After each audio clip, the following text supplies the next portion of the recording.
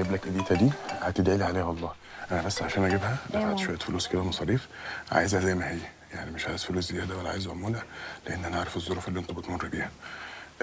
كانت عند ناس صمموا ان انا ادفع شرط جزائي، فدفعت وطلعنا كده على السفاره عندها، كان في شويه تصاريح كده بشويه فلوس خلصتها، وكان في تصريح عني. دفعت كام كله يا عربي خلصني؟ بالظبط يعني 1870 جنيه. انت فاكر بقى ان انت هتهبد اي رقم هروح دافعه لك؟ انا كنت عارف ان انت هتكذبني، عشان كده ايه جبت كل الفواتير اللي بتثبت اللي انا بقول لك عليه ده. اتفضل.